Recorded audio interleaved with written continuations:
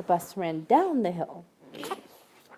Stop. The little moments. The bus did not stop. The ones that happen on a Tuesday morning. Stop the bus. Stop the bus. Or maybe Wednesday. You rolled a 6. The moments that don't seem to matter. 1, 2, 3, 4, 5, 6. For this mother. Okay. Began to matter most. They do say you only live once, and so each day that passes, you can't relive again. Caroline Nugent says, like many mothers, she blinked and her days turned to years. Mr. Green.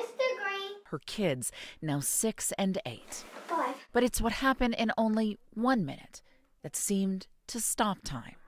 She was pregnant with her third, and like she did with her first 2, it was time for a weekly ultrasound. She just told me that I had a condition, a placenta irregularity. If I wasn't careful, that I wouldn't make it through the delivery. Before shock, Caroline thought immediately of these 2 faces, a little boy and a little girl that may have to grow up without a mother.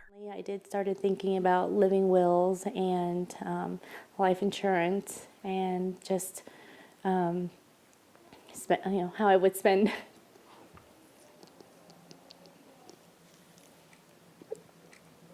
Sorry. By no choice of her own, life's clock seemed to tick more loudly.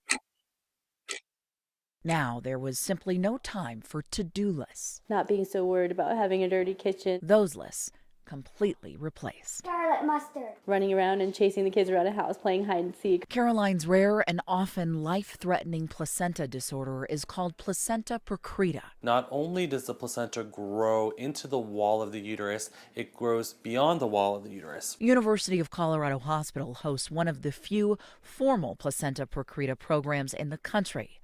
Dr. Saketh Gundapalli leads the team, along with help from maternal fetal medicine specialists, in a very high-risk surgery that can mean life or death. Caroline's case was actually, of all the probably 1,000 cases that I've done at the University of Colorado Hospital, I would say was the hardest case I've done ever. Caroline understood the gravity and finally surrendered to the fact she wasn't writing the end to this story. I think at some moment I realized that I wasn't in control of everything. And so I just had to trust that there is a God out there. And she asked for courage when it came time to say goodbye to her children before they wheeled her in for surgery. That was the hardest thing. It was almost like saying goodbyes. The baby was first removed via C-section, this process only taking 20 minutes. What followed? A nearly 10-hour surgery. We basically then performed a radical hysterectomy where we removed the uterus, the posterior or back part of the bladder, as well as all of the surrounding tissue in the pelvis. As you can imagine, extreme blood loss is of great concern. She lost 13 times what you might normally expect in a C-section. Not wanting to leave his patient's side, Dr. Gundapalli never left, even to go to the restroom, for 10 hours. We have to make this work. My fatigue and my tired and my worry, it doesn't matter. We have to put that aside because there's a bigger issue, 2 bigger issues here. Caroline woke up.